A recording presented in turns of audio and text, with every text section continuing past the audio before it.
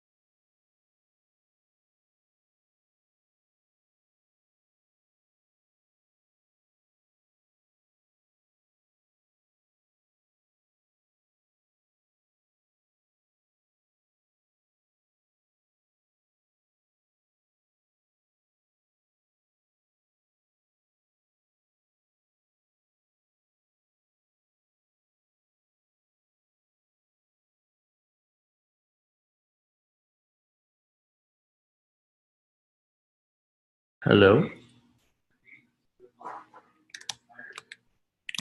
Hello.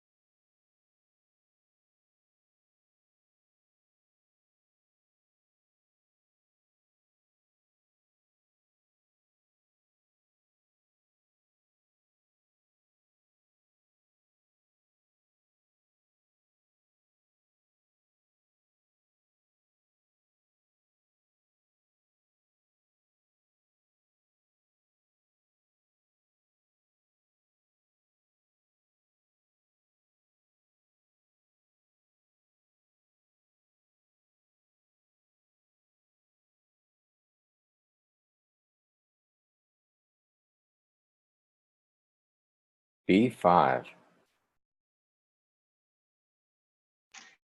Yo, dude. It's been a minute. How's everybody doing?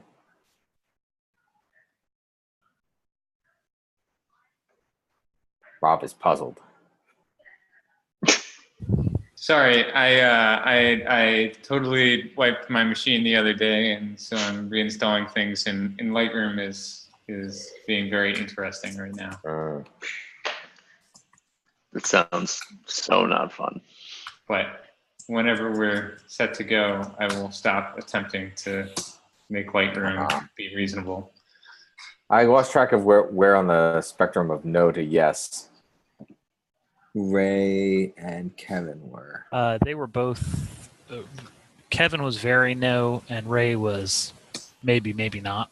So Okay, this so is probably it. Go ahead. Cool. Should we lead off with topics of interest to special guest Brendan before we slide inexorably down into the weeds?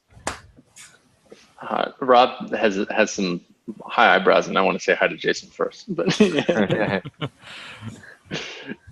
Rob, did you have anything you wanted to add there first?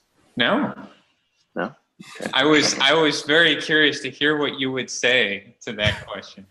That was the high eyebrows. Oh. Yeah, no, I'm in. What does Brendan want? It's more of the stuff that we talked about. I think that you've probably already raised to this crowd, have you? I don't know what you mean. The stuff we talked about in San Francisco. Meaning Sentry? I think I've talked about it some with Dan. I've definitely talked a lot about it with Kevin, because if you've talked with either Kevin or Dawn, you know that as soon as I got back from us talking on Friday, I was like, I just had the most productive 2 hours of my life. And they're like, what happened? I'm like, everything happened. Wow, that's I'm going to take that as a modest compliment. You should. That was super fun. Yeah, and I'm super fired up about it. Yeah, so I just wanted to sort of share with you guys and like mainly sort of start to build some inroads on some of the stuff we've been talking about in chat about like just getting a little more cross-pollination going. And so kind of on that theme, Jason, how you doing? I'm well. I'm excited to be here. I've been off to a little bit of a stumbling start. I started last week. So this is the end of my second week. And, you know, being somebody that likes to just jump into code, I jumped straight into Dan's Ansible set of automation, which was great. But then there was like, you know, all of the like, I'm a new employee at a new organization and there's onboarding stuff to do on a timetable. So that's what I've been scurrying to do this week. So I kind of did it backwards. I probably should have done the, you know, the more meet and greet and paperwork type stuff last week, but there you are. I think it's all very live and learn. Yeah. Quite lackadaisical. We're certainly not known for our careful processes. Yes. Lots of volume of processes, but not. Yes, lots of process, but, but maybe not good coordination. Hey, growth is messy. Yes. Growth is messy. Yes. It doesn't happen in a straight line. Yeah, particularly when messy is kind of part of the intent. That makes it even more nebulous. Yeah, that's probably right. Yeah. And so Jason, just so that you know who I am for a little bit of wayfinding, I've worked a bunch with both Robin and Dan over the year and change, approaching years, surrounding edgy web archiving. I mainly work on the archiving side of things. Web monitoring is sort of, I've actually never had a major hand in web monitoring other than just like being encouraging. So I mainly sort of work on nebulous projects that conceive of the internet as being ill-formed. And so one day archiving will get its act together. We're on our way. But, yeah. Hey, there are no trusted hosts on the network. Yes. Yeah. Okay, good. So you're already drinking some milkshake that is close to the milkshake that we've been drinking for a while. So this is swimmingly. But yeah, in the interest of keeping things moving along, I think I'll probably just quickly direct or sort of slide into work-oriented stuff. Yeah, Rob and I had a really, really, really wonderful chat. I'm just going to paste a really quick link into the chat, which is not the chat that I'm referring to, but the textual chat. While I was in San Francisco, because we were at the DWeb Summit, and so we got a chance to, Rob and I got a little bit of time, about 2 hours to sort of chat in person. We sort of outlined a project. I don't know how much, anybody stop me if this is like boring or redundant, but basically we just, Rob and I sort of outlined a basic set of like needs that were starting to become quite common across a number of projects, and an architecture that Rob had been he had been working on for a while in terms of how to sort of have these component pieces fit together, which started to look a lot like things that had sort of been naturally emergent from some of the projects that we've been working on. For a little bit of backstory, we've on the archiving side of things, we've been working on crawlers and specifications, meeting the WARC specification and a number of other sort of archiving tools. WARC is the Web Archiving, WARC. And so when Rob and I sat down, it was just to sort of like briefly talk about like whether there was any overlap and whether we even could remotely have the capacity to sort of bring some of this in-house to solve some specific pain points. And so some of the, I'll let Rob speak to some of the pain points that he was seeing, but for us, we sort of have this need for being able to reliably and repeatably sort of hit something and generate a series of archives on it. We serve many masters, and so the format of those archives is going to change a lot, and the way that those are all being sort of delivered and stored and used is sort of varied. But the thing we know we need is a really solid foundation for generating a list of web requests, executing a set of web requests, and having those requests come back and return more requests, which is crawling. And so this is yes, it is incredible. So just to quickly get into the this sort of wonderful diagram that Rob PR'd in that we merged. Maybe just a little async. I don't know. Yeah, just a little. So yeah. Long story short, it's a basic architecture of like there's some sort of control system that is keeping state on a list of things that have been seen, and then a queue, and that queue is being sent to workers. Workers are chewing off the end of that queue, which is FIFO, first in, first out. And that FIFO queue is being sent to any number of workers. They're generating any number of things. I've been, just to introduce some terminology, Rob and I sort of talked about the resulting thing as a resource and the thing that was in the queues as a request. And so we have, requests have a URL associated with them, go here, get the stuff, and then that resource is then actually a fairly structured thing that is effectively just an opinionated encapsulation of everything that comes back from the other side and some important details about the request that you made in the first place. So all of that's encoded to a sort of traditional format and then sent from there to any number of sort of handlers. And so that a handler could be, for us, the obvious use cases that immediately jump out are obviously just like generating diffing or service stuff. So we've now got timestamps and archives, and all of a sudden this architecture sort of makes sense.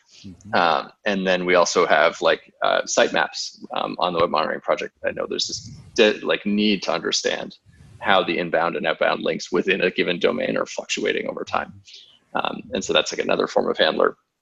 On the archiving side, we have a need to generate work files. We think that'd be really exciting to generate works and sort of like turn those into something that works as a distributed web archive as well.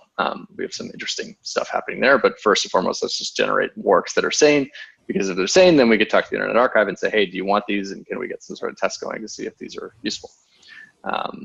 And so, yeah, and so the architecture felt really good because Rob and I sort of were looking at each other and we were both comparing notes and we were just doing a lot of nodding. Like, yeah, this is exactly how it should look.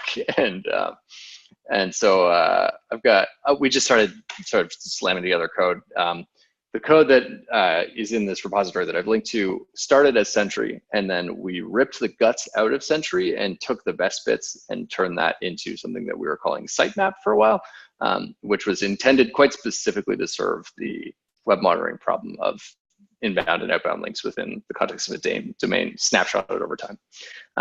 And then we realized that, wait a second, if we do one more transmutation of that same code base, we now end up, it's just adopting to this architecture in a more explicit set of terms that Rob was outlining, with the specific intent that this code base is currently set up now, and I'll just very quickly touch on a PR that we have open on this, but it's set up such that you could run the whole thing in process. So everything described in that diagram could be run as a single sort of process with an in-memory queue and a sort of file storage-based storage system.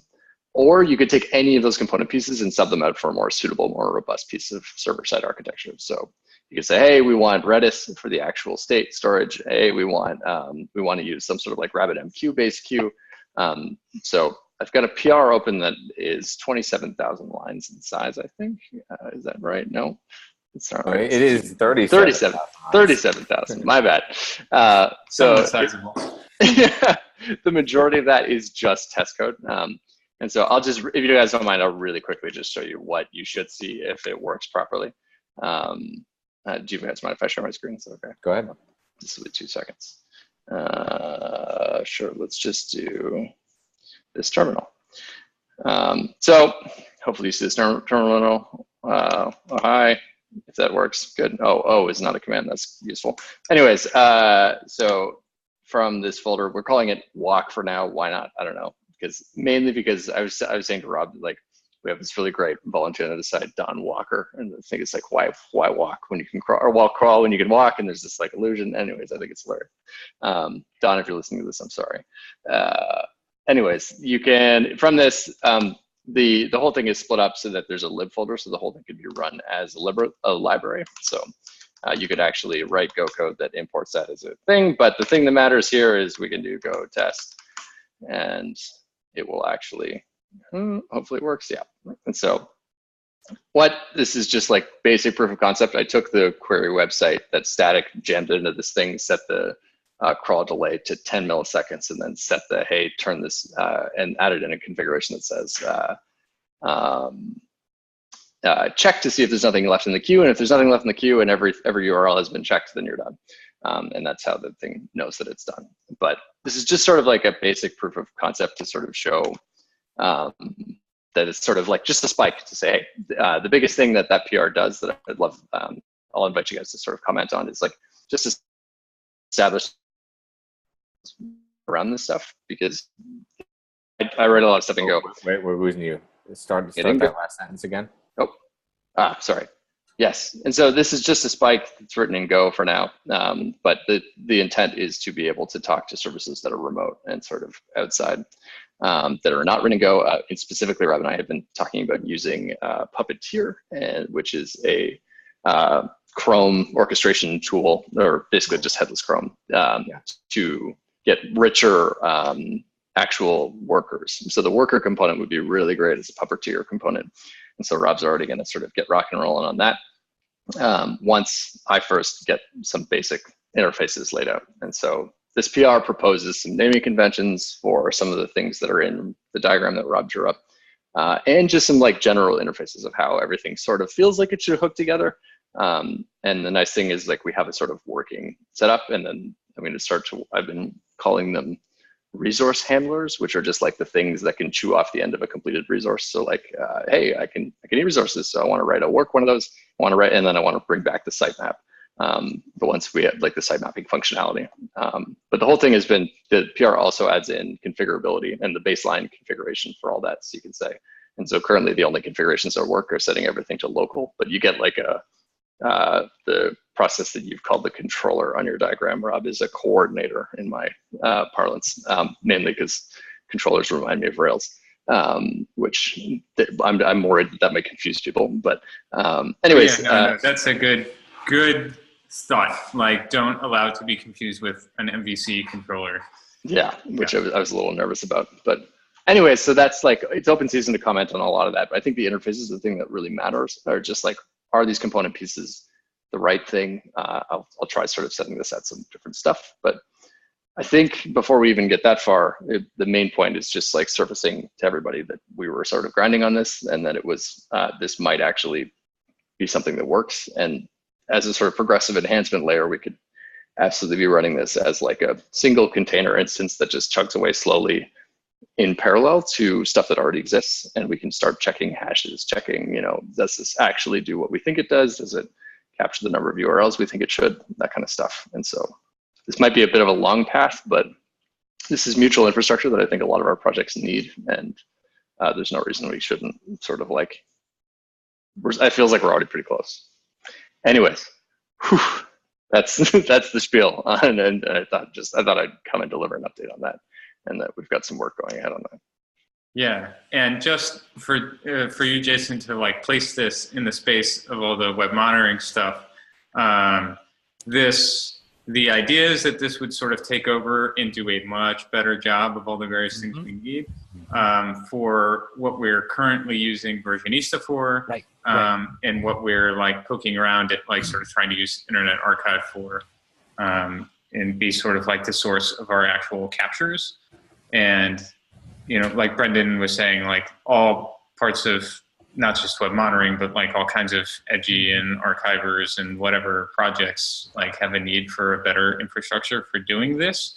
And in particular, one that's more based one that is well understood and controlled. So we can do like the site mapping and say on a regular basis, we can have a snapshot of what all the links in a web of a site look like, which we can't do with Internet Archive at all, period. But also to, because if everybody sort of needs this in different ways across archiving and web monitoring for check-in pages and web monitoring research for mapping sites, like there's no reason to be duplicating all this work because it is largely the same function. And especially with this idea of having multiple resource handlers out the end, you can sort of accomplish all the different little formats of the output that everybody needs. And lastly, that this is focused on an important piece at the end of all of that is that there should be some way to do, to register an external listener of some sort, so that those handlers can, at the end, they can also poop out a message or a webhook or, you know, an RSS file or whatever. Something that another external thing can subscribe to. Yes, so that we're, you know, for example, the web monitoring DB wouldn't necessarily need to be like, okay, let me go like scrape all the shit out of your system that happened in the last hour or the last day or whatever. It can just be like, oh, new thing. I got it. So what I like about this, the thing that's been, as I've just been looking at at a high level, the moving pieces of our infrastructure and its surface area with Versionista and Internet Archive, is that it's like we have all these sort of mutually incompatible copies of the same type of thing, and we can't quite use the same processes to manipulate the assets that come out of those things.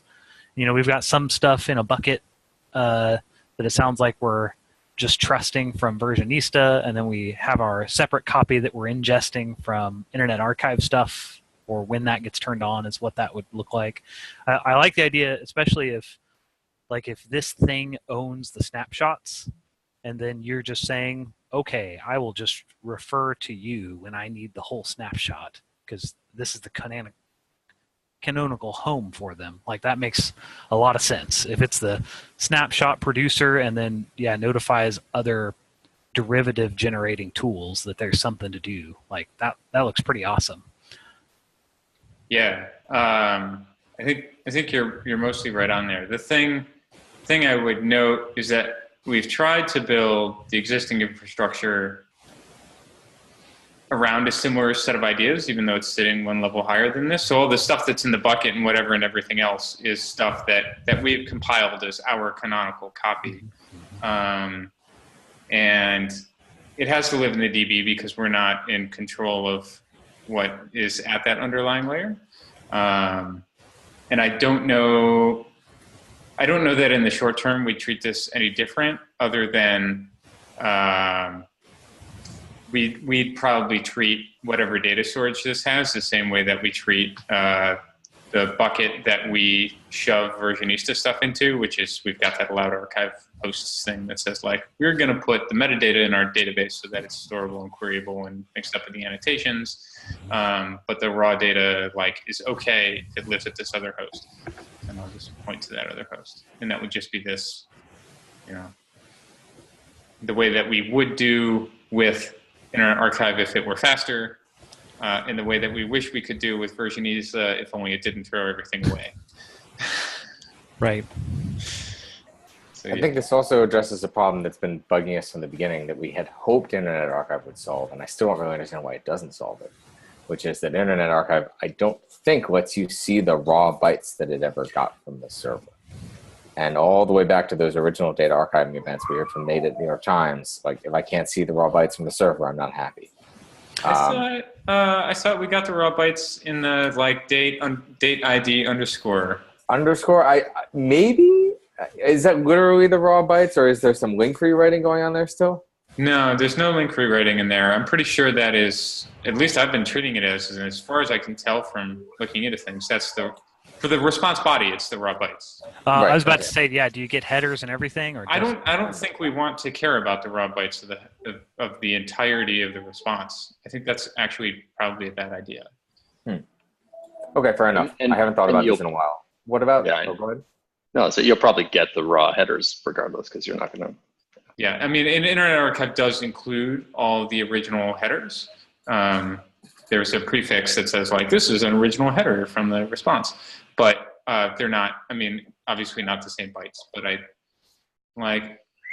think it's debatable whether you actually if it's at least parsable, if at least those headers are parsable, there's. Oh yeah, they're all there. I think it's debatable whether you want like the response as a pack of raw bytes as opposed to the response body as a pack of raw bytes, as long as you have the metadata of all the other stuff that was in the response. Right. So I like this idea of a resource pack, which is related. We did the same thing at the X-ray beam where we have like some internal representation that you're not allowed to know about.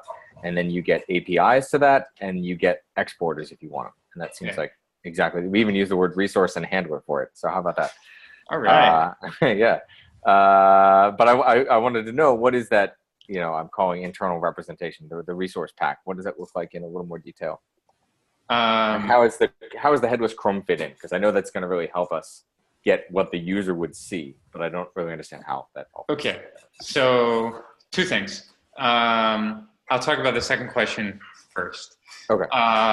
So the idea is that requester portion in the scaled up version of this, where everything is actually like a separate process running somewhere, that requester will probably wind up being a JavaScript thing running Puppeteer. There are ports to Puppeteer in other languages, but the only officially maintained one by Google is the Node.js one. Yeah. So probably better off to stick with that, even though we're trying to clamp down on the plethora of languages involved in everything. But this is a sub-process call from something anyway. So yeah. And so its only job is to take an item off the request queue, and as long as the current time is later than the fetch after time, then to go fetch it and pump out a resource pack onto the queue of results for handlers to handle. The fetch after thing is so that if we have to retry and have back off, that's how we implement back off in a distributed way. Got it. So that's how sort of Chrome headless fits in, right? So you could implement that as the way it's currently implemented in this first round, where it's just a Go process that makes HTTP requests and records the results. Or you could implement it as like automating Chrome and capturing all the response data in headless Chrome through the DevTools API. I have written a whole bunch of code for a couple clients recently that's like all headless Chrome automating, which is why this is hopefully going to be reasonably easy to write, because this is just a really focused and minimal version of that. And then the idea of the resource pack is what the requester should ideally be putting out is like, if you got URL A and it redirects to URL B, which redirects to URL C, you should have a resource record for A, for B, and for C. And you should also have a resource record for all the sub-resources that those required, right? So like if they pulled in a CSS file or an image or whatever, or script. And this is, just to ask a really ignorant question, this is what headless Chrome gets you that like wget fails to get you, if I understand correctly. Yeah, this is the, like with headless Chrome, you don't have to worry about like, did we accurately like grab all the resources, the sub-resources that were specified in the page? Right, it's going to render the whole thing. Chrome did. Yeah. Right. Yeah. So there's sort of two layers of nesting in this resource pack. There's a chain of redirects, and then within that, the sub-resources for every. Yeah, there's a few. There's that, and then there's the external links, which we can also extract, right? Which is are also. But you can do that in post, right? Is that part of the like fundamental representation, or? It is. No. Yes. Oh yeah. Okay. Go, Rob. Go. Oh, he's pumped. Okay. He's pumped. So like two things. Resource pack is a flat map, but items in the resources in the resource pack may reference each other. So important because the stuff can go all over the place. So just keep it flat. And so somewhere in Brendan's massive PR, there is a model for what a resource looks like. But the important I linked to it in the chat. All right, awesome. There's a bunch of metadata, and then there's raw bytes of the response body. In the metadata, the really salient things are like URL, header, title, but this idea of links. So there's going to be redirects, which should be a chain. So if A redirects to B, redirects to C, the resource for A will specify both B and C in the array. And that's important. Which is currently not implemented. Sorry, okay, yeah. But, well, implemented versus like what we think is important. What we agreed is a good idea. Things, yeah. Right. It takes a while to get there. It's important to have the whole chain because that's not just an optimization, but like a critical one, because for web monitoring and probably for many applications, what we care about is like, I wanted this URL. What was the end result of what was the resolved web page that came back? So if you ask for A, you want to pretty quickly get to the response body for C. So that shortcut should be in there along with a multi-hash of the bodies for each thing along the way. So there's the redirects as an item. There's other resources on the page, all the sub-resources of the page. It's a separate item. And we want to disambiguate what was a resource, what was a redirect versus a sub-resource. And then there's links. And we also want to disambiguate links from sub-resources. So links are like navigational links. So a link tag, it's not a link, but an A tag would be a link. A link tag might be a link if it were a rel canonical or a rel next or something. But it wouldn't be if it were like a rel style sheet. That would just be a sub-resource. And the reason it's important to have links as part of the sort of like low-level metadata in this model is because one of the things that's going to come back out of the result queue is information that goes back to the coordinator. And the coordinator will pretty much just look at that list of links and say, have I already requested this URL? No? Well, then let me put it on the queue. If it's operating in a walking mode, as opposed to I just have this list of URLs. So if we're running the system in the really quick and dumb way that reflects what web monitoring has now, it'll be running in a like, I just have a flat list of URLs mode, which when you start, the coordinator will put them all in the known URL list and then we'll put them all on the queue and it'll ignore everything that happens after that other than maybe looking at the result to sort of acknowledge that an item in the queue was actually done or that there was an error with it and needs to put it back in the queue with a +1 on attempts made and a later time on fetch after. So the coordinator is in charge of understanding, here's my current back off plan and retry plan. You've tried too many times. I'm not going to put you back in the queue. You're done, whatever. Yeah. Or like you haven't, and here's how much I'm backing off this time or whatever. The coordinator is in charge of sort of figuring out what the values for fetch after and attempts made should be. Right. You could see them trying to throttle per server too. Yeah, exactly. Like that. Well, and that would be the real advantage if you were able to have this go multi-host for your workers, is obviously being able to spin up at arbitrary IP addresses to get different chunks of work. Yeah. So the requesters you could have one of or 200 of. You don't care. They don't have to know really anything because they're pretty dumb. They just follow redirects and parse metadata and throw that out there. And it's up to the coordinator to figure out what to do with that on a sort of continuing basis. And I guess that covers. Does that cover what you were asking about, Dan? Yes. There could always be more follow-up questions. We should probably pivot to questions that Jason has soon. Yeah, and I have to roll in 2 seconds, but I just wanted to throw one last bit in, which I think, just to plant a seed in your heads, I think gRPC is a really nice thing to consider here, which is the Google RPC project, which uses protocol buffers and RPC calls.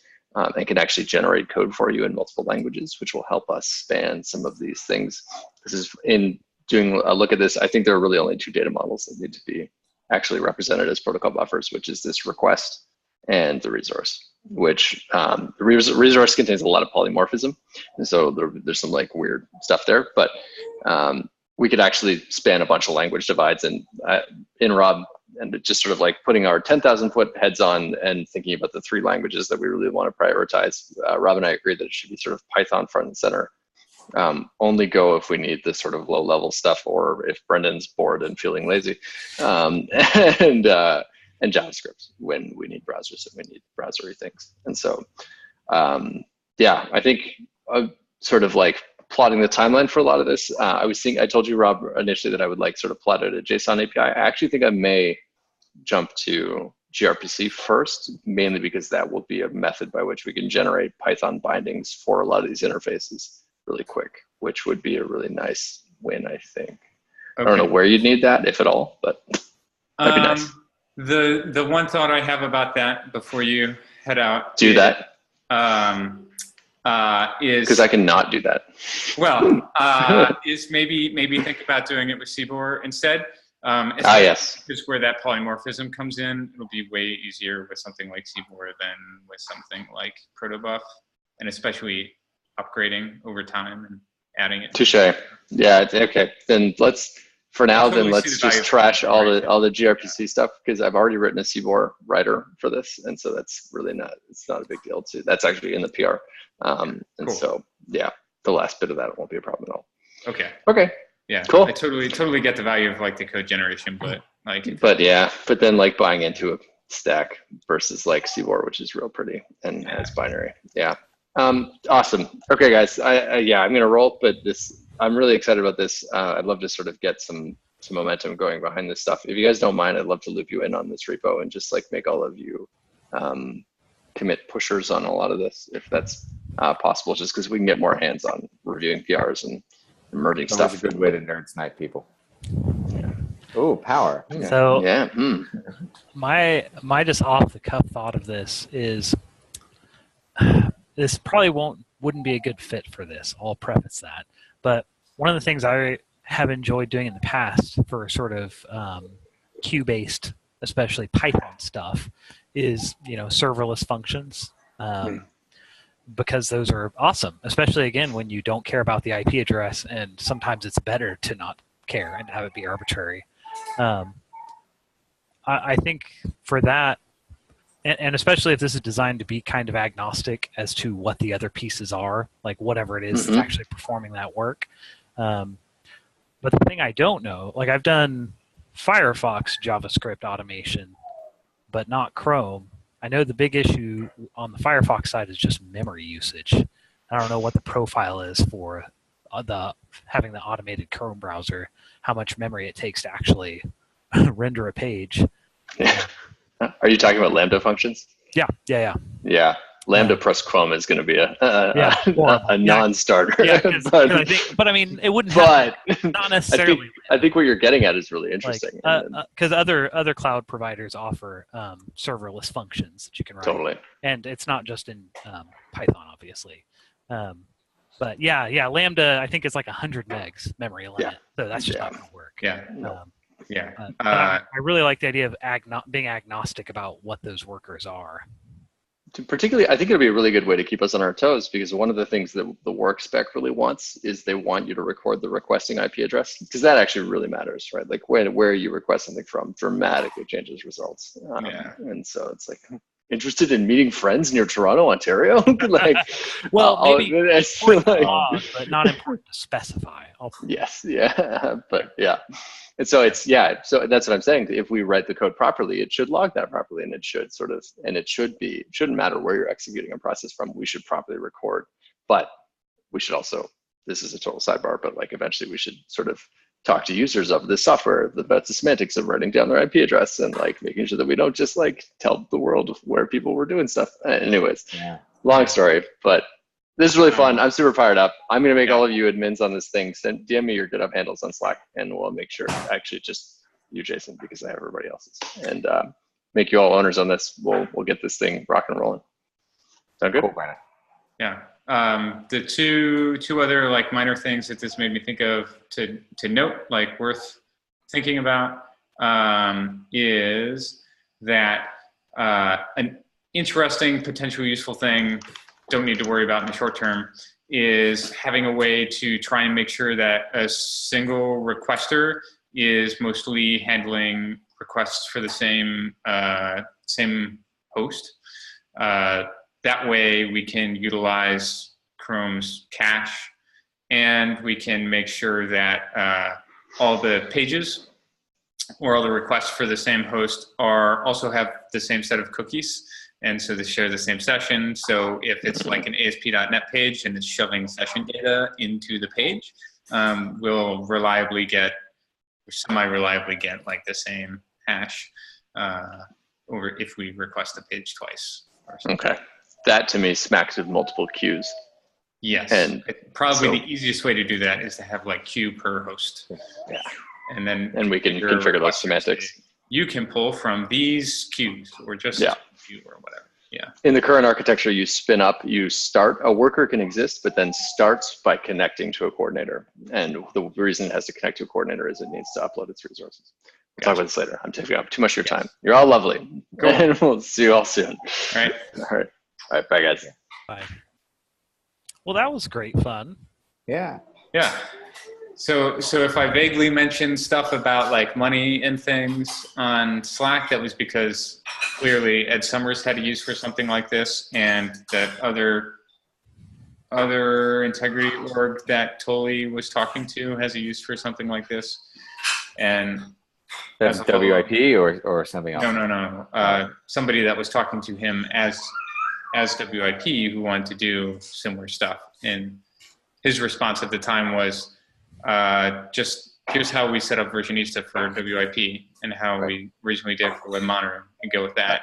And hopefully we have better tools in the future. And I think that, for them, the better tool is this and all our web monitoring stack. But for like Ed, just this. And I think there's potentially like a really valuable, same as everything else, this is open source, but Edgy can sell access to like our instance of it, right? And so then we'll make sure that notifications go to you, whatever, or like we're selling the fact that we guarantee that we're logging out data for the host that you care about or for the URLs that you care about. So my other just thought about this kind of snapshot generation and storage layer, like one of the things I really like about what the Wikimedia Foundation does is all of their, I'm just thinking about this as an open knowledge project. They make it possible to extract the data set and to spin up additional copies. I mean, that's part of their long-term availability plan. For sure. And that's kind of what I was getting at with this, like, oh, Internet Archive's over here and Versionista's over here. And we have some stuff that's internalized. Yes. I like the idea of this, especially if there's a thought about, making it efficient, making the discovery aspect efficient in terms of walking that data over to other systems for availability. Like, I can imagine throwing up a couple of different endpoints for housing the content, in different regions or whatever. Yes. So to be clear, when I'm talking about like charging people, like my idea is for us as an organization running this platform, we would want everything that we create to be publicly available, totally free data. The charging is more like, would an interesting and useful model be to say charge Web Integrity Project to make sure that we are scraping CDC? So that like one day if we decide we didn't have like the infrastructure to be able to handle so many domains, like they're paying, make sure that we don't turn CDC off. Right. It's like a sponsor a highway model. Like exactly. Everyone can drive on it, but yes. WIP had sponsored these CDC.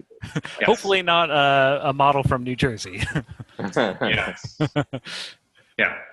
Yeah, so I totally agree. Like the data should ship out all over the place and be as highly available as we can have it be, and they should be open source so that if you don't want to pay us to make sure something gets scraped, you can just do it yourself.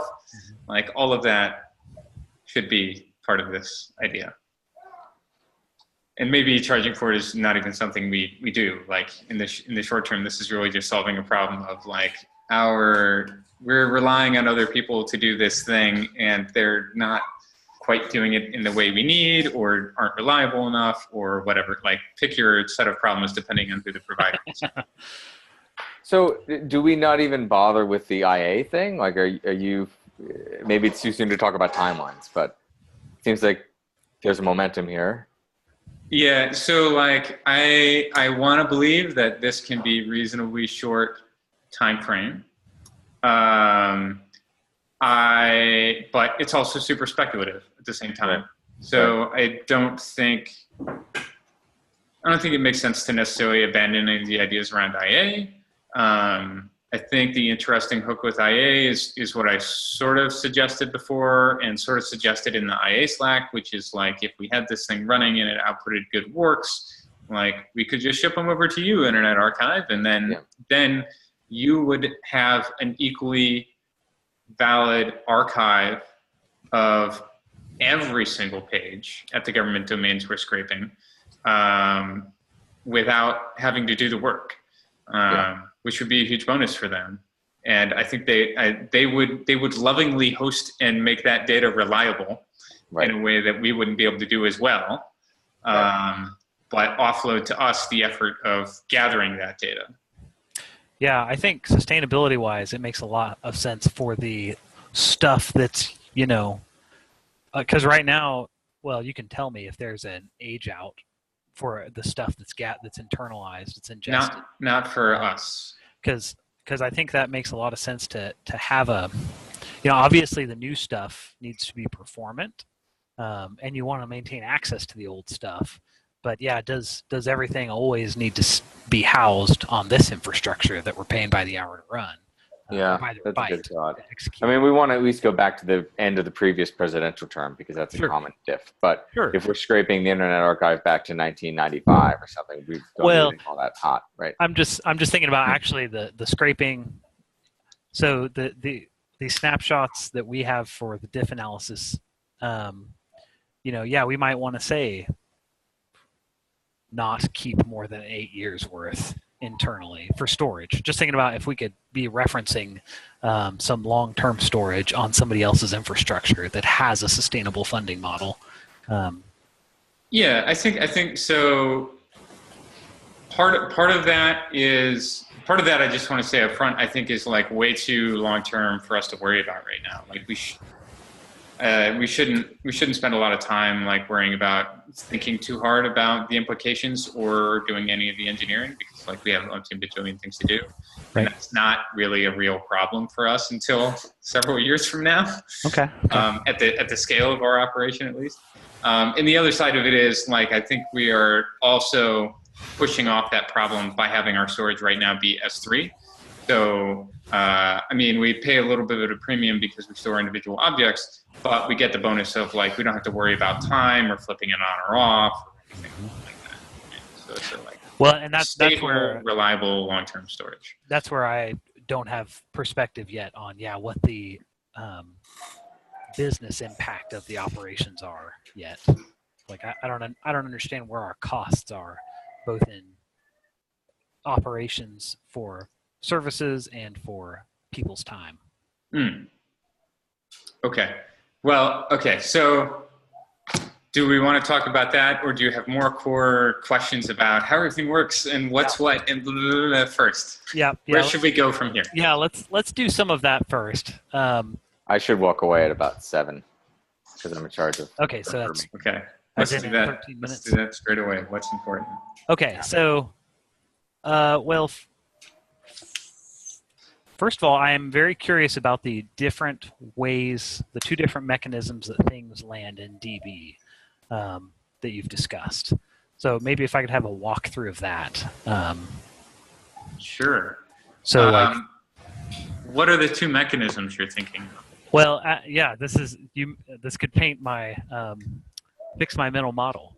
My understanding is that the thing that's actually in production right now is the versionista method, where basically stuff gets kind of dumped in, the actual content gets dumped into a bucket in advance, which we trust, and then some of the metadata gets pulled into DB, but there's no internal to that domain.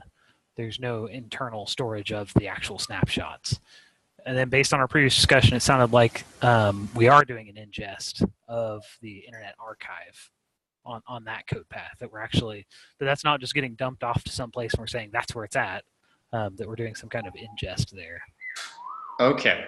So okay. Here's how ingest works from the DB's perspective.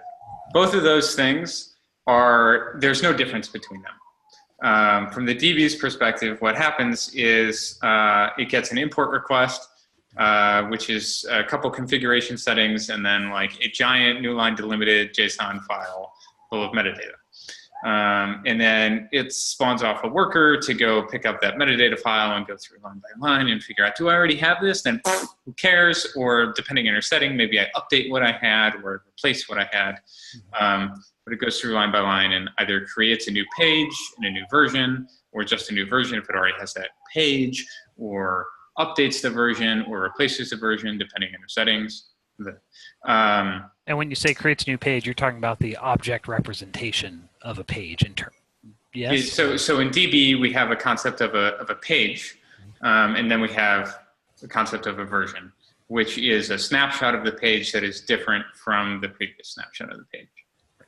It would be a capture or a snapshot if it weren't important that it were necessarily different from the previous one. But because and there are some downsides to this idea, but our whole original concept was optimizing around the fact that what we care about is that it changed at this point in time. So we would only store different versions. The downside of that is looking purely at our data as opposed to whatever external system it came from. You can't know where in the time frame between the two versions the change actually occurred. So that's maybe a long-term thing to think about.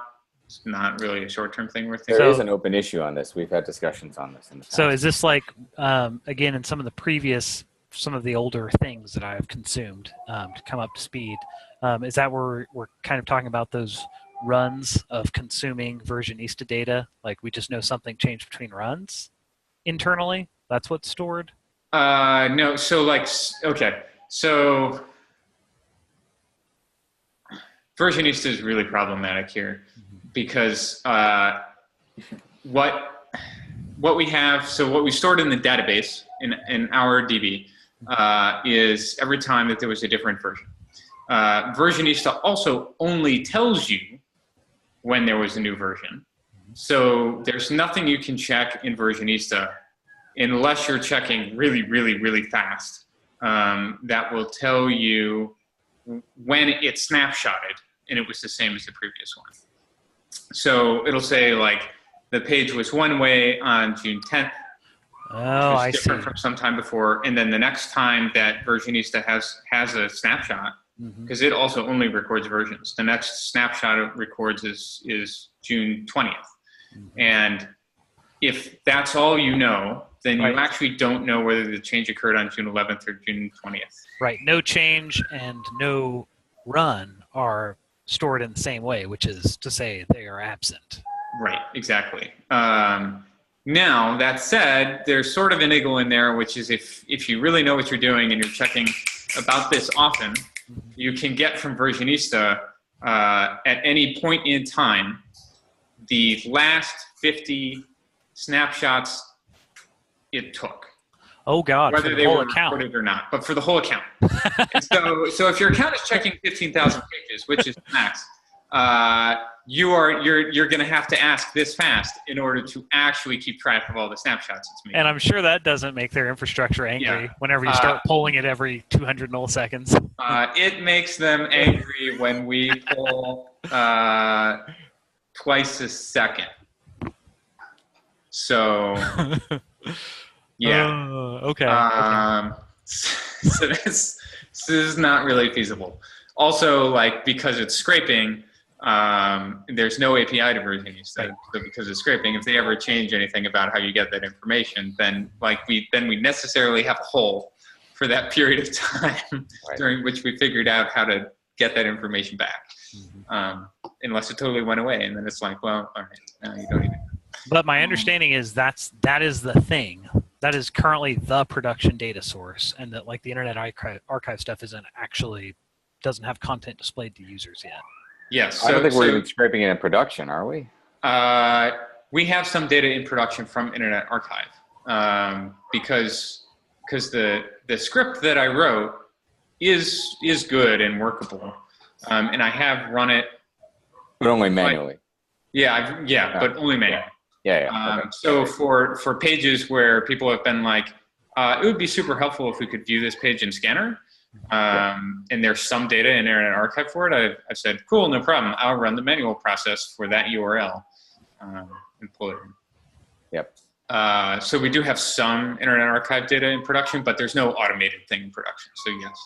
And to bring all this back to the import process and how it's different or not different between Internet Archive and Versionista. So on the DB side, it's going through all those rows in the JSON file. And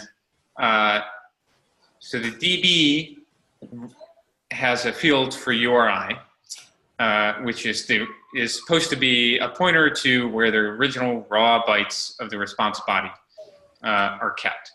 And it has a setting called allow archive hosts. And if the URI in the import record that was sent to it matches the allowed archive hosts, it says, great, I'll just set my record to point to that. That is an acceptable, safe storage spot. And if it's not in the allowed archive hosts, then, or if the import record has no hash, either one of those two cases, then it will pull that data from the URI that's in the import record, and it will hash it, and it will store the hash in the DB. It'll take the raw bytes and it'll store them on its own S3 bucket. That's where we get our two requests, one for hashing and one for dumping over into S3. Well, no, that's all one request. Oh, great. So on the DB side, it's efficient. It's both one call and one request. You can do those independently if you want, but if you call the like archive method, then it will do both of those things. It'll say, do I already? So it'll pull the content, and then it'll say, do I already have a hash? Yes. Let me validate and throw an exception. If not, if I don't have a hash, then I'll create a hash based on this content. There's nothing to validate, and then it stuffs the hash and it returns the hash and stuffs the raw bytes in S3 and returns alongside the hash the final URL that should be used as the canonical storage location.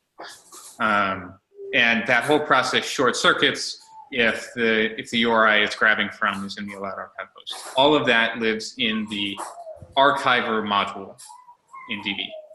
So you just say archiver like, I got a URI and a hash, archive this for me.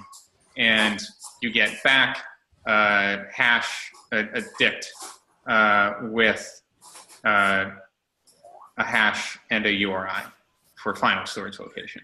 And it did whatever it needed to do or not do in that process in order to make sure that it is safely stored somewhere that we consider as safe. And if the URI that it was handed originally is not somewhere we thought was safe, then the URI you're getting back is the URI for an S3 object. We basically, for the case of Versionista, we optimize by sticking it in the S3 bucket ahead of time for two reasons. One is we already had to pull the content out of Versionista to hash it, so why do it twice? Mm-hmm. And the other is that actually three reasons. Why do it twice? Versionista requires logging in, and because you're scraping and there's no API for logging in, it's a total mess to try and get that raw content out. So also you don't want to like try and make the DB have all the crazy logic for figuring out how to pull that raw content out of Versionista. So this is the scraper that's sticking the data in the bucket ahead of time. Yeah. Right. So the scraper, when it scrapes out all the stuff, it says, well, I already pulled out the raw data of the version so I could figure out it, so I could calculate a hash for it, because Versionista doesn't give you a hash anywhere. So it hashes it and says, well, I already got it, so I'll just put it in the bucket now. And then additionally, instead of just sticking it in the DB's bucket for the DB, it sticks it in a different bucket, so that, because Versionista is such a finicky system, so that we can name it and address it by like the Versionista ID and everything else. If there was a problem later and we need to come back and replace it or figure out when or how we got it or any of that other stuff, we have all of it. Right, because the DB doesn't care about the naming scheme as long as it's got the URI to that thing. Right. Yeah, the DB will store it named by its hash. That way it's not redundantly storing the same data many times if like multiple pages have the same hash, which is a real thing, because something we have learned in the last year of doing this just based off Versionista is that a lot of pages weirdly waffle back and forth between two states. Like they'll make a change and then they will revert that change a day later, and then they'll make the same change again, and then they'll revert that change a day later, and then they'll make that same change again. Right, and those are all diffs so far as Versionista is concerned, and those are all things worthy of your scraper picking up, and then it has to parse that and determine. Yeah. So it is surprisingly not uncommon to have two snapshots with the same hash. Because that's surprising to me that Versionista doesn't give a hash of the page, since they bother to do all the diffing and calculate diff hashes and all of that. Like it would be once you hang around a little bit, nothing will surprise you about Versionista. Okay, so that makes more sense to me. Yeah. So with Internet Archive, the only thing in that process that's happening different is that we don't stuff it somewhere that is configured as an allowed host ahead of time. We could totally say that any Internet Archive URL is an allowed host URL. The reason we're not doing that is because analysts have said, like, sometimes Internet Archive is really painfully slow to load. And because the scope of our operation is so tiny, we may as well just stuff it in our S3 bucket and make it fast. Okay, so that makes sense. And yeah, there's no... It's a good thing that the DB is the one sticking it in the S3 bucket, because it's doing that because there's no scraper, because you don't need one. So, okay, I'm building a picture here. So really the only reason it's merely a performance optimization that you're bothering to store the Internet Archive snapshots. Yes, correct. Okay, well, so I guess as an additional optimization, I'm planning to alter that Internet Archive scraping script to also do the storing in S3, because the sad part of the Internet Archive API story is that the API does not reliably give you a correct hash. So we do need to scrape Internet Archive. So we do. We both use its API to get all the metadata. Also to get all the headers we have to request from Internet Archive, and we want to store the headers as metadata, so we'd have to request it anyway. So that scraper, the Internet Archive scraper, which is really just using the API, also pulls the raw bytes of the page, which is fine. I mean, it's still all wonderful as far as I'm concerned, because all of those operations are a standard supported API that's machine readable. And it's designed, it has a version and everything. It's designed for people to do this. But the important part in there is that the CDX API, which is the good way to get a long list of things filtered by time frame or URL or whatever, so the right way to do the sort of operation we're doing, has some issues when it comes to hashes and content types. And so you can't necessarily trust what that API tells you for those two properties. Plus, it doesn't include all the headers, and we want to have all the headers as metadata. So even if just for that reason, the scraper script, the thing that I would better term ETL script, for IA. Yeah. Okay. The ETL script has to pull the raw bytes. That's right, because you have to hash it. So right, makes sense. Yeah. So the optimization I would like to make is that if we are going to store the raw bytes in S3 anyway, that ETL script should put them in S3. Otherwise, what happens is the ETL script pulls the raw bytes from Internet Archive to hash them and to get the headers. And then the importer that is part of the DB's own importing process, will receive the metadata record from our ETL script, and it will also go fetch that data in order to store it. And that's dumb. We're hitting Internet Archive twice as hard as we need to. So the ETL script should do it. Okay, so how, I know that outside of the dev team, there's been a lot of discussion of like, well, when can we turn off Versionista? We're ready. Is it next Friday? The Friday after that? How realistic is that to be able to, I mean, it sounds like that what Internet Archive's doing really isn't equivalent to what we're doing in terms of depth on those sites of crawling. Yeah. So what I Okay. Yeah, sorry. Bye. So what I would say about that is it's not nearly as close as we originally thought. So what's going on is Internet Archive is super excited to help us out on this stuff, which is awesome. And so we handed them a list of all the URLs we were scraping with Versionista, and they are now scraping those every day. So if you hit any of Internet Archive's APIs for one of the URLs that's currently in Scanner, you will see that it's had a capture like every day for the last 6 months, which is wonderful. And it's good for the internet at large, not just us. But the flip side of that is whenever we need to change that list, it's a process of like, oh, whoever on the analyst team changed that list has to remember to bug me or Dan or somebody. And then I have to bug the person I know at Internet Archive. And then they have to find time in their schedule to like update their script that's doing stuff for us because it's kind of a special thing. And then it'll show up. So it's a long process during which somebody could drop the ball anywhere in the middle. And it's a very human process, which is not ideal. Is that a common thing, by the way, to have to change up your search URLs? I would say that it happens every 3 months or so. There's some changes. So it's not like super common, but it's common enough that I think about it as like a thing.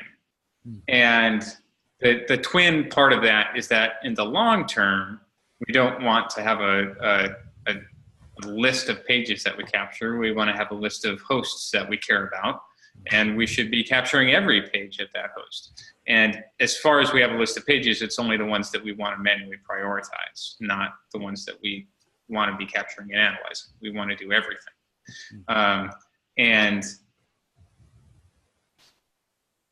Internet Archive maybe has trouble reliably doing a full and complete scrape of a host like that all the time, which is nothing bad about Internet Archive. It's just the fact that they're trying to do that for the entirety of the internet, which means it's hard to do it really solidly and regularly for a site as large as pretty much any .gov domain, which is one of the reasons we're sort of looking at this walk project, because we don't have to worry about the rest of the internet. Right. So for us, that's an easy, we can just scope it down to this and do it. Whereas Internet Archive has to think about how that fits into like the scale of their larger, like very broad operation. So that's that's one side of where it falls down. The other side of where it falls down is, I think we had this idea that Internet Archive systems would be really robust to us hitting them hard. And they aren't quite as robust as we might have optimistically hoped, which is totally reasonable. and we don't want to suddenly become like somebody who should be a valuable partner, but who is sort of inadvertently like DDoSing, well, not DDoSing, but DOSing. DOSing, yeah. Internet Archive. And also probably the scale of what it means to ask for all those 30,000 web pages every day is bigger than when I just said like, oh yeah, no problem. And then when I really thought about it, I was like, oh wait, that's a lot. And coupled with the fact that CDX API can't actually reliably tell you whether the capture today was different from the capture yesterday. That means like we have to request more raw bytes and more things from them than we ought to in order to do what we're trying to do. So right, like, you have to suck down the whole thing every time, basically. Yeah. So we pretty much have to do like a maximal impact in order to move data between their system and ours, which like just feels bad. I guess my question there would be, I assume that you have raised this issue with them about the hashing return not being right seems crazy bad. So mostly that's around, so when there's a hash, it is correct, but there is no way to say what is the hash of the final resolved response body for this URL. And if you have a revisit, so depending on how everything worked and how it's stored in their underlying work stuff and everything, it might be classified as a revisit rather than like a fresh capture. And if it's a revisit, again, depending on how everything's stored, you may or may not get back a hash. You may just get back a thing that says, sorry, no hash, it's a revisit. Right. I see. In the exact same thing with content type. The fact that even when you tell it to resolve revisits, that it might not, is a bug on their end, and they are aware of it. But again, like they have this enormous scale and scope of operations and 5 billion things they're worrying about. Mm-hmm. They're aware of the issue. They have been aware of the issue for many, many, many months, and it hasn't gotten fixed. So, like, they got a lot of things on their plate, and I don't know when remotely to try and predict when that issue will be solved. And even if it is, the fact that their API has no optimization or help around the idea of what happens in a chain of redirects, means we'd probably still have to hit them maximally anyway. That's kind of why I mentioned when talking about walk, why it's important that we want to have all that information about a redirect chain. So are they sometimes like just returning the hash of the redirect response or something? Or yeah. So what you're getting when you hit any of their APIs actually is the direct response for that URL. Right. If you hit the web /timestamp/URL API, or the web /timestamp ID _URL, which is the original raw bytes, it will give you back the raw response bytes, the headers, and then it will also do the redirects that the original response did. So as long as you follow it like a normal web response, you'll get to the end. But you're still in this situation where you are requesting like all the original content and having their system dig all that up out of its archive to hand you like all the original everything. So there's no way, they have like no optimization at all around being able to get the end result or know what the end result was, like what the hash of it was or anything for a given URL at a given time. So like in order for us to answer that question, which is a critical question for us, like we have to like ask them for everything. I guess so that answers that question. So So therefore, we have not been running our ETL script on a regular basis. Right. Because of its impact, basically. Yes. So partially it's that I want it to have better tests before it's in production. Partially it's that I want to do that optimization around storing in S3 so we're not hitting them twice as hard as we otherwise would. But also it's partially just my dawning realization that the only way for this to work is to hit them super hard, which is a lot of effort on our part and on their part. And I don't want to be the like citizen that is like causing a drain on a really valuable public resource when we could do it in a different way that didn't have that pain. So that's why it's not automated in production for all 30,000 of our pages yet. Right. Okay, here, I'm just kind of thinking through this. And we're now kind of going into business. And is this okay? Is the time okay for you, by the way? I don't want to monopolize your whole evening. I got another 45 minutes before, like, I really don't have time. Okay. Thank you, by the way. I appreciate your time. Yeah. So I wonder, I'm just thinking about the cost sustainability for Edgy. I know that we're running multiple Versionista accounts. I wonder if maybe we couldn't do some kind of interim thing where we're dumping some of the work. If we improve the efficiency of our Internet Archive ETL, maybe we can drop a Versionista account and just be splitting up domains that way. And I don't know how those are organized. Again, I haven't looked into that administratively, but that's a really good question, and that's probably something we could do. So the way Versionista is set up is we have two Versionista accounts. They're both at the highest, most maximum expensive level, which is 15,000 euros because they charge by the URL. And I think the thing I care about is that we don't just flip on one and turn off the other. Because the real thing is we don't know qualitatively what it feels like for an analyst if they're running only on the data we gleaned from the Internet Archive.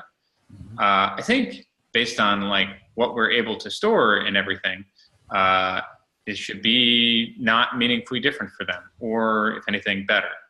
But we currently have the link in the UI that says go view this page on Versionista as the sort of escape hatch if what we're doing in Scanner isn't good enough. Right now, it would arbitrarily disappear depending on which. If you did shut off half of Versionista. Yeah, because of all those sandbox issues and other things. And Versionista has the whole infrastructure of they have a domain that serves the content out. So they don't have to worry about that sandbox problem. And that's a piece that we need to build regardless, whether we're using data from Versionista or from somebody else. But yeah, so that happens sometimes. And if if the snapshot didn't come from Versionista, and we can't give them that escape hatch, then how bad is that going to be? So from my perspective, I want to see a page have at least 2 weeks, if not a month of overlap where it's being pulled by both systems. And we can just have an analyst set a preference that says, only show me Internet Archive content, because we keep track of the source of any version. So that's easy. And if they wind up going, not good enough, and they have to flip back to turn on the Versionista checkbox, then we know that we can't turn it off. Right. You want to basically log that as a failure. Yeah. And I don't know that we need to log it in any technical way. Sure. But yes, exactly. We just need to hear back from analysts I never had to change that setting. So something you said makes me ask this question. So when the UI is displaying things, is displaying the side-by-side things that are stored in our system, is that pulling assets directly from S3, or is there rendering happening through one of the other like, is there stuff that DB is doing to help make that happen? Like, or is that just UI hitting S3 to actually push out the assets? So what you're getting and how you're getting it both depend completely on what kind of diff or not diff you've selected from the list. If you have selected a diff of any type, what's happening is you're calling out to the API, to the DB API, which is really just a proxy endpoint for the diffing server. And the diffing server goes and grabs the raw content of those two URLs from our S3 bucket, or wherever, but 99% of the time it's the S3 bucket, and does the diff and sends you back the results of the diff. And the client handles this in the easiest to do, most naive way possible, which is it takes back the two versions of the diff to display, and it shoves them in as the source document for an iframe, which means it has a null origin. It's not coming from a web server. It's not coming from anywhere. It's just coming from inside the client, and it is 100% untrusted in all possible ways. Right. So if it tries to reach out and grab a secure resource from another domain, so if it's like HTTPS to get a style sheet, it's not happening. So that you have just fixed a major oversight in my mental model, because I haven't looked inside of diff, the diffing system. My assumption was that it was generating assets, not based on direct, not from a synchronous client request, but that it was generating those things and they were just in a pile somewhere, that the UI was just grabbing a static resources. Okay. Yeah, I mean, what needs to happen is that either the UI project or the DB project needs to have some set of endpoints that are proxying raw content, so all the sub resources can come through and can look like they're coming from the same domain, so they're secure and all of that, so that the browser will render them. So I mean, there's an issue for that. In the first starter question is, does that belong in UI, in the thin web server in UI, or does that belong in the API? I mean, how I would tackle that generally is, again, I think I would put the diffing server behind like a CloudFront distribution. And I think I would turn that into static junk, and have that served out of a subdomain .our domain as static things to be pulled in, or is not static things, but actually you could host it out of just a dumb CDN, because you can have that serve. It doesn't just have to be an S3 backing for a CloudFront distribution. Right. It can be a proxy for anything. Yeah. So, sorry. Oh, my thought there is just that it's because that seems like a very, very much about that's a view level thing. If I had to divvy it up that way, and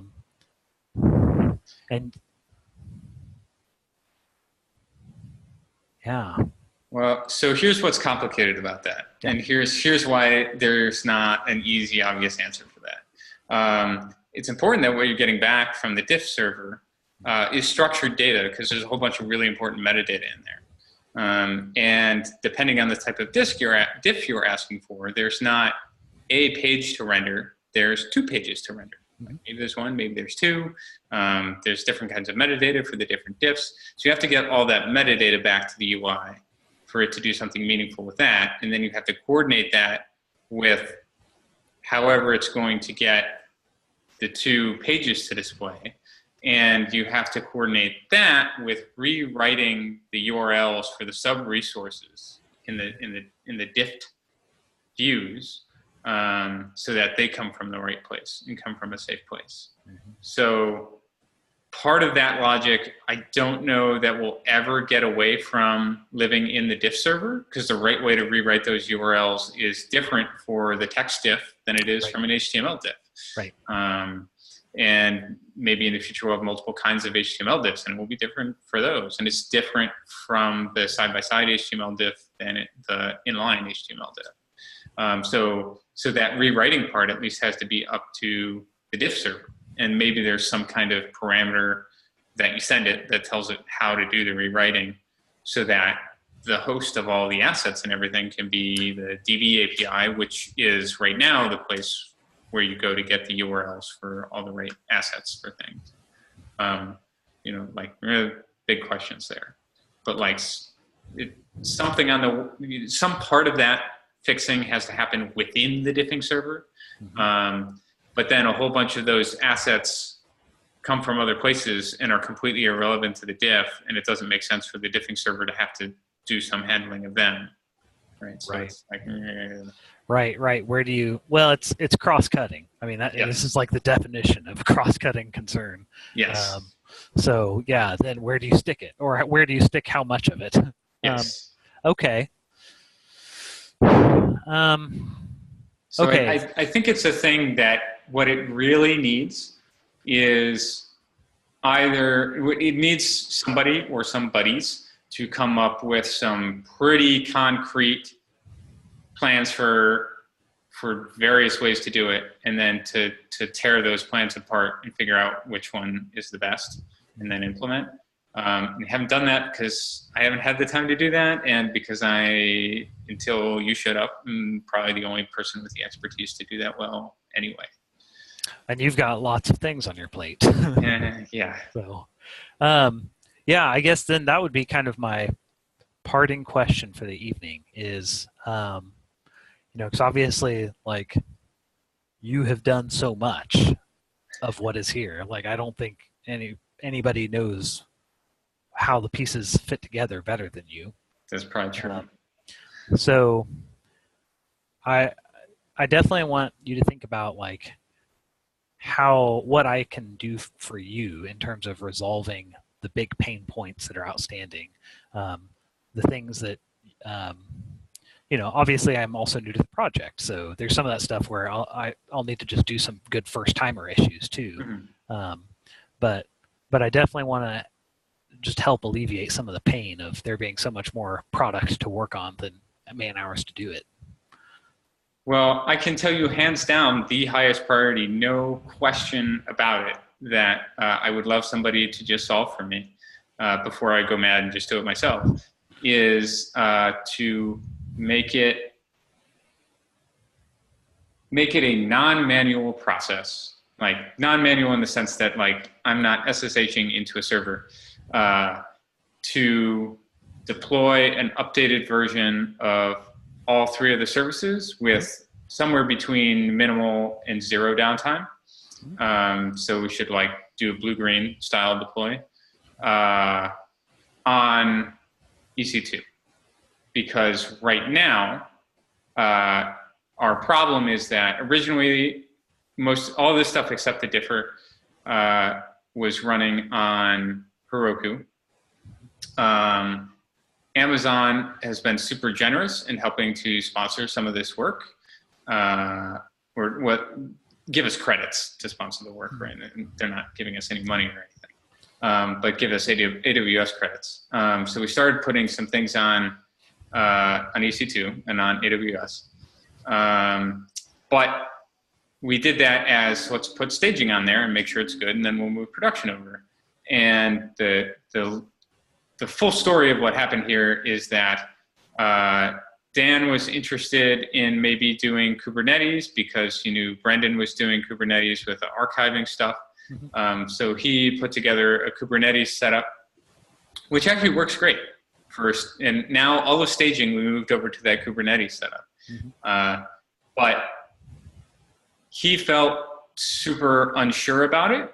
And my view at the time was, the Kubernetes thing is like, it's super easy to use.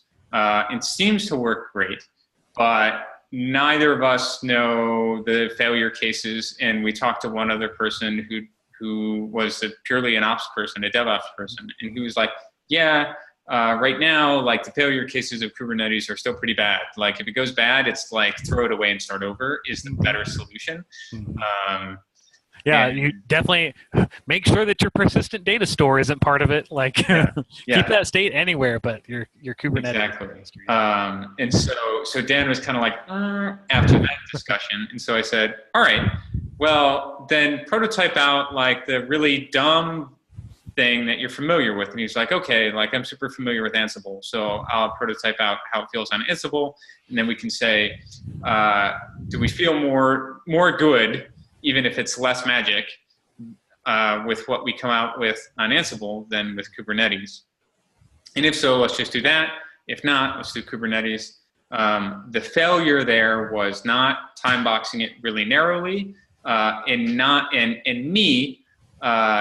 every time, not bugging Dan about it, so that I didn't hear quick enough that he'd kind of zoomed into the realm of like, oh, but now that I'm doing it in Ansible, which I know well, like I could make the Ansible thing deploy locally or remotely, and like it'll be easy for somebody to get set up because I can just like Ansible deploy to myself, and I'll have everything running now.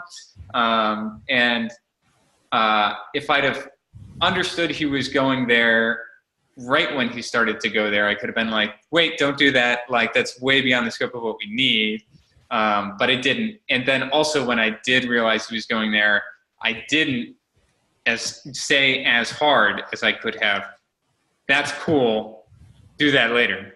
And so we wound up in a spot where like everything got tied up in this giant ball of like, let's do as much magic with Ansible as Kubernetes is doing. In fact, maybe more. And so perfect got in the way of done. Yeah, because perfect got in the way of done, it's still not done. And so now we have production running on Heroku and staging running on Kubernetes in EC2. And part of that problem is that like I still get the charge card bill every month for Heroku. Part of the problem is that staging and production no longer resemble each other at all. So I can no longer use staging as a smoke test for production because things will succeed in staging that will not succeed in production, and vice versa. So pretty much it's just a deploy to production workflow now, which is bad from a staging perspective. It's bad that like they aren't the same in general. And hope your CI is good. Yeah, it's bad that we're not utilizing the resources that Amazon is like very generously giving us. So that I think is no question the biggest problem. And I want to believe that should be really easy to solve. Like it is not that far away. I mean, that's the thing. I've probably spent 15 or 16 hours so far altogether working through Dan's Ansible stuff. You're Rob. It's not that far out. Okay. Honestly, some of the like local DB setup stuff wasn't quite right, and I actually just got through that today. And then, it's kind of that.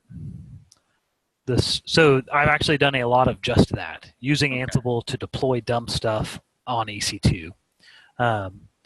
And so like the application level stuff is mostly worky, like I mostly don't have to know how any of it works, and I can get it to mostly provision, which is where you want to be. Yeah. And it really just needs that more robust, like, okay, we're going to actually care about the whole thing in EC2. Like we care about what VPC you're in. We care about the RDS config and the load balancer config, and we can, there's no reason why it can't do all of that stuff, and basically just have you plug in and that's something I've done. Okay. So I think probably what I would do next, because I don't know, are people using staging? Like, does anybody care about staging? So if you pull down the UI project and you just start using it, it pulls data from staging. It uses staging as the API that it's pointing at. So people are using staging in that sense. None of the analysts are using staging. So maybe, and I have not tried to get myself into any of the cloud service accounts yet at all. Because I've just been like looking at code, config, and learning about things. But I think probably what might be warranted is me going in and just creating a new environment in EC2 so that I can just do a ground up deployment of all of it. Yeah. And I might want feedback from you guys on that. Once it's up to see like, oh, this is actually not at all how production is. We're missing a step from this automation. That sounds good. The thing I want to say about your earlier, like getting it to care about VPCs and everything else, I think in the immediate short term, unless you've got that 99.9% of the way there, like I literally have that templated in locally. Okay. So because otherwise I just wouldn't worry about it. Like all I really need is for it to be half as good as me being able to say, git push Heroku and then like log into Heroku and do like rake db migrate. So this is. I'll say there's a thing that's totally not Ansible related. It's just bash ops. Is it okay if I just shoot a thing to you in the chat? Yeah. So I've spent I've not really used Circle CI, but I've used Travis. So we have Circle doing continuous Docker publishing. And if you want to have Circle continuously deploy, I think that would be reasonable too. So because Wikimedia Foundation has really dead simple infrastructure, so it's really just a two-sided. We've got basically a glorified git merge push that happens in Travis, and then we have another neat little script that's on the production side, and literally, actually, that's not going to quite show you the interesting thing. Literally, all it does on the other side is just, and this thing is like a polling thing. It's not smart. Here we go. That's actually the thing that's on the server side.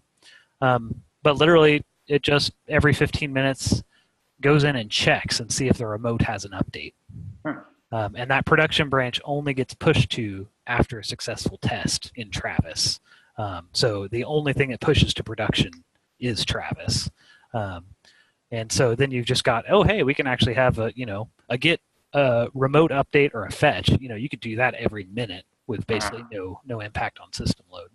So like there's a really wide variety of straightforward ways to get to that place where you get push, and if the test pass and you're pushing to master or merging in a pull request, if the test pass, then hey, it's just on the server 15 minutes later. Sure. We could even have those, like what this update code test does, even though it's redundant, is it actually like reruns the test suite on the server too before it actually restarts services for Django. So yeah, I think we could get there pretty rapidly, actually. Okay. I guess I would just say the same thing as before, which is like, this seems great. My general preference would be to like not worry about it until we just got the basics of like, I can manually run the set of scripts. Yeah, we'll start there for sure. Yeah. Because I guess I am now like gun shy on like making sure that nobody's letting perfect get in the way of done. Yeah. Well, the other thing, you only want to do this when you're really confident about your test suite. Yeah, I think we're confident about our test suite. The thing about automatic deploys that I'm not confident right now in is migrations. So we have had some migrations in the past that have been big enough. So there was a short period of time where I thought I would be clever by having Heroku auto migrate, because now you can have pre-deploy scripts in Heroku. And so I threw the migration in there because that seemed pretty reasonable. And like that would be magic. Like I wouldn't have to worry about anything. And then there was a migration that was so big that it took too long for Heroku's pre-deploy script, and everything exploded and it bailed out, and everything was in like a weird state. And it took me a day to like fix all the stuff, and I like dropped everything else I was doing in my life for a day to do that.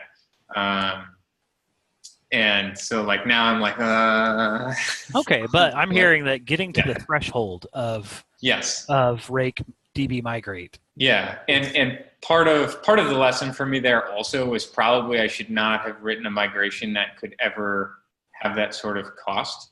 Instead, that should have been written as its own rake script, and the migration just did the minimal parts to set that up, and then another migration at the end to clear out the old columns, rather than because the migration I had both migrated the structure and the data. I should have just migrated the structure. I should have a separate script and a script, not a migration to migrate the data, even though I want to have that all in code. And so the reason I wrote it as a migration is because I broadly believe in those things being together, because migrations aren't really source code for your application. They're source code for a traversal through time, which is a whole different thing. I always get frustrated when people are like, I can't like run migrations from 0 to now. And it's like, well, there's the app never existed. Yeah. That never happened on a server. Exactly. But I should have, my lesson from that was to bow to reality and say that not all of those data migrations, especially once your data gets big, can live in the same place and be executed in the same way. So I need to have a structural migration, a separate data migrating script that I ran, and then the structural migration that does the cleanup.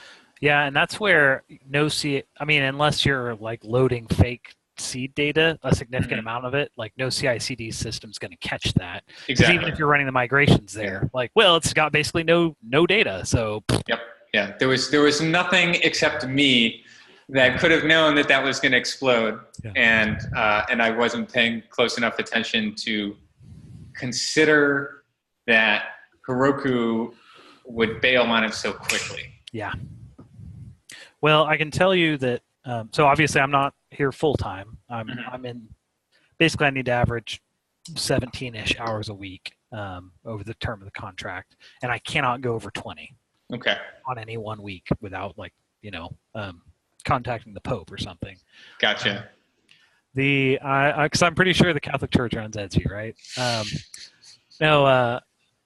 But I do think even given that timetable, that we ought to be deploying, just via an Ansible playbook to this new VPC for you guys to at least look at in sometime in August. I mean, in the next couple of weeks, I think we'll get there. Great. So, yeah. Okay. Well, that's great. It sounds like I'm already interested the most in the thing that you need the most. So. Yes. Excellent. Then I will continue to leave it in your capable hands and cease worrying about it. Okay. Well, Rob, I really appreciate your time, and I will see you next week. Sounds good.